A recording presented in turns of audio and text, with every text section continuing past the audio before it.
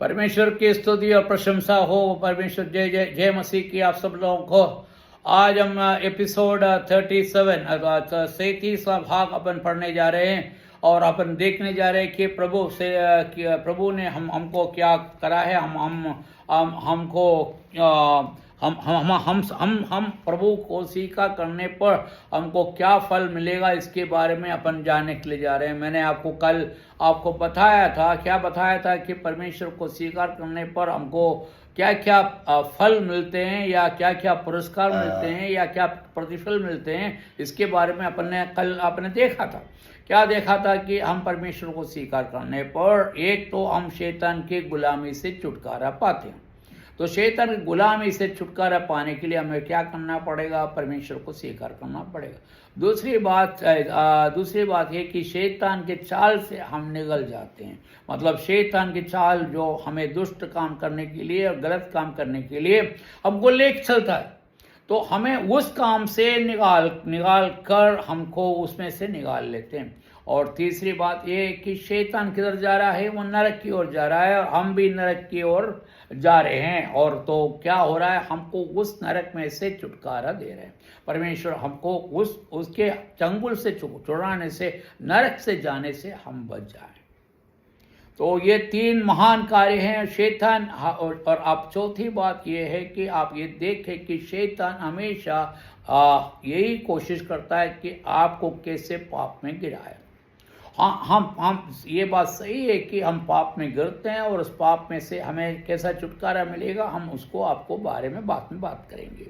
अब परमेश्वर को स्वीकार करने पर हमको क्या फायदा मिल रहा है? पर सबसे पहले तो हमें ये जानना चाहिए, हम परमेश्वर के पुत्र हैं। हमको परमेश्वर ने जब बनाया था, परमेश्वर के पुत्र ही हमको पुत्र के समान बनाया। मतलब हम परमेश्वर का पुत्र था और परमेश्वर ने उसने अपने हाथों से बनाया ताकि उसके रूप, उसके स्वरूप, उसके बुद्धि, उसके ज्ञान और सब कुछ उसने देकर हमें उस संपूर्ण मनुष्य बनकर, संपूर्ण परमेश्वर के पुत्र बनाकर हमको इस पृथ्वी पर भेजा। और तो उसका मतलब हम परमेश्वर के पुत्र थे। दूसरी बात, हमको हमारी हर जरूरतों को पूरी करने के लिए उसने हमारी हर जरूरतों को दिया। ये हमने देखा है कि हम फल फूल, हमारे खिलौने के लिए, खेलने के लिए, जानवर, हमको एंजॉय करने के लिए, हमको मज़ा लेने के लिए, हर चीज़ की जो हमारी ज़रूरत थी वो सब कुछ दिया। और तीसरी बात, परमेश्वर ने हमें काम करने के लिए हमें एक अपन को वाटिका दिया जहाँ पर हम काम करेंगे। इसलिए काम करेंगे ताकि हम हेल्दी रहे। तो हम प्रभु में आए तो भी हमको वो काम करना है, हमको काम करते रहना है। क्योंकि यदि हम बैठे रहेंगे क्या होगा? हम आलसी बन जाएंगे। और यदि दूसरी बात, हम बैठे रहेंगे तो शैतान वहाँ पर काम करने लगते हैं। आपने सुना होगा कहावत, खाली दिमाग शैतान का घर होता है। तो तुम्हारे घर तुम खाली दिमाग में बैठे, यदि तुम काम ना करें, अपने आप को यदि कुछ नहीं करेंगे तो क्या होगा? शैतान आपके दिमाग में बैठ जाएगा और आपको गलत राह पे ले जाएगा। मैंने आपको बोला, परमेश्वर प्रभु यीशु मसीह को हम स्वीकार करने पर हम क्या होता है? हम उद्धार पाते हैं, या मतलब हम प्रभु यीशु मसीह के बेटे बनते हैं। तो सबसे पहला बेनिफिट यह है कि परमेश्वर ने, हम बेटे थे, हमें खरीद कर फिर से बेटे बना दिया। पहले उसके हाथ में थे और उसने बनाया, और उसको शैतान के पास जाने के बाद परमेश्वर ने उसी बच्चे को हम फिर से खरीद कर उसको क्या करा? फिर से बेटा, मतलब रिडीम, मतलब फिर से रीगेन करना, मतलब फिर से उसको बचाना, फिर से उसको पुनर्स्थापित करना, पुराना कंडीशन में अपन को लेके आना। मतलब उसको कहते रिडीम, मतलब आप उनके थे, उसके बाद आपको फिर से खरीद कर उसने अपना बनाया। तो आपको परमेश्वर ने आपको रिडीम किया। आप रिडीम क्या के लिए किया? दूसरी बात, हमको पुत्र बनाया। और पुत्र बनाने के बाद उसने क्या करा? हमको पुत्र ही नहीं बनाया, हमें शैतान के हर गुनाहों से बचाए रखा। हाँ, मैंने आपको बोला था, यदि आप खाली बैठेंगे, हम क्या होगा? शैतान हमारे दिमाग में जरूर आएंगे और शैतान हमसे गलत काम करवाएंगे। और यदि हम शैतान के साथ रहते हैं तो क्या होगा, हम उस गलत चीज़ों का हावी बन जाते हैं। हावी मतलब हम वही चीज़ दोबारा करने लगते हैं और तब तक करते जाते हैं कि जब तक हमारी डेथ नहीं हो जाती, हम मृत्यु में जल्दी से मृत्यु में नहीं पहुंच जाते, या जब तक हम नरक में नहीं पहुंच जाते तब तक वो हमसे करवाता रहता है। मैं उसके लिए आपको बताया कि मैंने आपको बताया कि लोग ड्रग लेते हैं, लोग शराब पीते हैं, गलत काम करते हैं और धन दौलत के लिए झगड़ा करते हैं, सब कुछ करते हैं। काय के लिए ये सब क्यों कर रहे हैं? अपने दिल की खुशी के लिए। मैं आपसे पूछूं, आप इस दुनिया में कितने भी करोड़ों रुपए बना ले, आपका एक भी पैसा आपका नहीं है। बोले साहब ये क्या बात कर रहे हो आप बोल रहे हैं कि मैं यदि करोड़ों रुपए बना लिया और मेरा एक भी पैसा मेरा नहीं है, तो फिर किसका है? आप देखिए, आप सोच के देखिए, आपने करोड़ों रुपए बनाया, आप उतने ही खा सकते हैं जितना आपको करोड़ रुपए नहीं थे। खाने का लिमिट में आपका पेट उतना ही है जितना पहला था, और आपके शरीर में बल उतना ही था, वो ही है। और उसके बाद आप मरेंगे तो आप इसमें से एक भी पैसा लेके नहीं जाएंगे। तो आप काय के लिए कमा रहे हो? तुम अपने को खाने का जितना है, आप कपड़े पहन सकते हैं। कपड़े कितने कपड़े पहन सकते हैं? हर चीज़ का एक लिमिट होता है, उसके बाद तो उस चीज़ का कोई उपयोग ही नहीं होते हैं। लोग हजारों कपड़े मंगा लेते हैं, मंगाने के बाद उसको पहन ही नहीं पाते हैं। तो उस चीज़ का खरीदने से क्या फ़ायदा हुआ? परमेश्वर ने आपको इतना खूबसूरत बनाया है, आप उसकी बखान नहीं कर सकते। आप बताइए, आपका जैसा दूसरा कोई व्यक्ति है इस दुनिया में?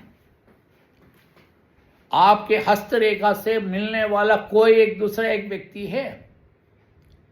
आपके रूप रेखा से मिलने वाला कोई और? हाँ, वो थोड़ी बहुत मिल जाते, कहते कि आपके समान दिखता है, बाकी वो समान नहीं है। परमेश्वर ने आपको इंडिविजुअल मतलब आपको अलग से बनाया। हर एक व्यक्ति को यूनिक मतलब अलग अलग, उसको जो काम दिया, उसका जो काबिलियत दिया, उसका वो ही अकेले कर सकते, दूसरे नहीं। क्योंकि तुम में वो गुण भरा है जो परमेश्वर का है। हमको यूनिक बनाया मतलब हमको प्रिय बनाकर हमारे जैसे दूसरा कोई नहीं है। तो हमें परमेश्वर ने हमको यूनिक बनाया, और आपके जैसे खूबसूरत दूसरा कोई नहीं है। हम क्या करते हैं, हमारी इस खूबसूरती को बोलते हैं कि यार ये तो हम इतना खूबसूरत है, ये हमसे ज़्यादा खूबसूरत है, हमको उसके जैसे बनना है। क्या आप उसके जैसे बन पाओगे? आप कितने भी मेकअप कर ले, कितने भी डेकोरेशन कर ले, क्या कुछ भी कर ले, और ऑलमोस्ट दिखने को लगेगा, बाकी आप वो नहीं है। आपका दिल क्या है? आपका दिल उसके दिल के जैसे बनेगा, आपका सोच उसके जैसे बनेगा, और हमारे काम करने का तरीका उसके जैसे बनेगा। हम बहुत से हमारे आइडल्स है, आइडल मतलब हमको चुने हुए लोग, जैसे मतलब अपने नेता कह सकते हैं, ये हमारे खिलाड़ी लोग हैं, वो हमारे आइडल्स है। मतलब हम ऐसे कह सकते हैं हमारा देखो, हम उनके जैसे बनना चाहते हैं। क्या हम उनके जैसे बनने से हम वो बन जाएंगे? वो जो कर रहे हैं वो आप कर पाएंगे? फिर आप क्यों कर रहे हो? अरे आप में इतना खूबसूरती है, आप में इतना काबिलियत है, आपकी जैसा दूसरा कोई है ही नहीं। आपकी काबिलियत उसके पास नहीं है, तो हम उसके काबिलियत क्यों लेने के लिए जा रहे हैं? हम आज देखते हैं कि आप स्टोर में जाए, आप खूबसूरती का बहुत सारे प्रोडक्ट आपको दुकानों में मिलेंगे। क्या बोले आप, और उसके अंदर एक अच्छा लड़की का या लड़के का फोटो लगा देंगे ताकि हम देखें, हम उसके जैसे बनने के लिए हम कोशिश करेंगे। अरे भाई, आप कुछ भी कोशिश कर लो, आप बने नहीं सकते। तो परमेश्वर ने आपको एक ऐसा व्यक्ति बनाया है जिसके जैसे कोई नहीं है, और आपके काबिलियत के बराबर और दूसरा किसी व्यक्ति में वो काबिलियत नहीं है। और तीसरी बात, परमेश्वर हमसे प्रेम किया। वो हमसे प्रेम किया इसलिए हमें शैतान से खरीद कर हमको लेके आया। और यही नहीं, प्रेम अकेला नहीं किया, उसने क्या किया, उसके आगे क्या किया? उसने हमको प्रेम करने के साथ साथ हमें शैतान से मुक्त भी करवाया। मैंने आपको पहले ही बोला, शैतान से मुक्त भी करवाया। हम यदि गलत, मैंने आपको बोला, यदि हमको शैतान हमारे हर क्षण हमारे साथ खड़े रहते हैं और हमसे गलत काम करवाने की कोशिश करते हैं। और यदि हम परमेश्वर को विश्वास नहीं करते हो तो हम परमेश्वर की बात ना सुनते हुए हम किसकी बात सुनेंगे? शैतान की बात सुनेंगे, और फिर क्या हुआ? शैतान की तरफ जाएंगे। और यदि आप विश्वासी है, यदि आपने प्रभु को स्वीकार किया है, परमेश्वर कहेगा बेटा ये तुम गलत कर रहे हो, और जैसे ही आपको मालूम पड़ेगा, जैसे आत्मा ने जैसे कहा, आप उसी टाइम परमेश्वर से माफ़ी मांगोगे। तो सबसे पहली बात आपको क्या करना पड़ेगा? आपको एक्सेप्ट करना पड़ेगा, मतलब आपको स्वीकार क्या करना पड़ेगा कि मैंने गलती करा है। पर ये पाप जो है आपके पुराना पाप नहीं है, पुराना पाप सब मिट गए। परमेश्वर ने कहा है कि जन्म से लेकर मरने तक का सब पाप मिट गए, मतलब तुम्हारे कोई भी पाप पर प्रभु गिन नहीं रहे हैं।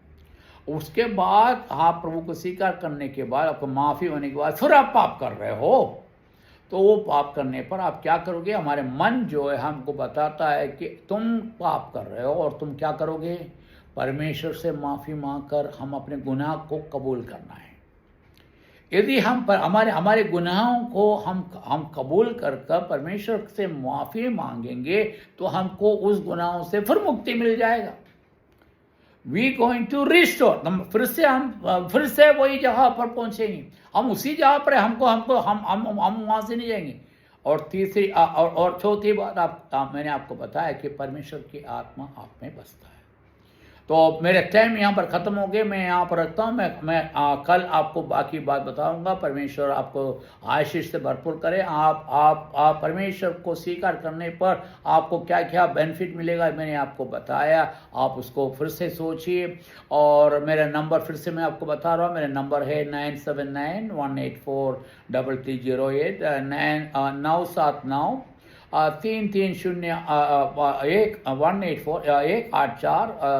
3308184 ये मेरा नंबर है 9791843308। आप मुझसे कभी भी बात कर सकते हैं, मिल सकते हैं और कभी भी बात कर सकते हैं। मैं इंडिया में रहता हूं, और मैं इंडिया में तमिलनाडु में रहता हूं। आप मुझसे कभी भी कांटेक्ट कर सकते हैं, और कभी भी तमिलनाडु में आए तो मुझे कांटेक्ट करें। मैं तमिलनाडु में कोयम्बटूर में रहता हूं। प्रभु आपको आशीष से भरपूर करें। और मैं चाहता हूं कि आप नरक के रास्ते से स्वर्ग के रास्ते की ओर जाए, उस रास्ते को चुने और शैतान को छुड़ा दे, और शैतान के चक्के छुड़ाकर उसको भगा दे, और ताकि हम प्रभु के बेचे कहलाए। प्रभु की स्तुति और प्रशंसा, और आपको फिर दोबारा मिलते हैं। आमीन।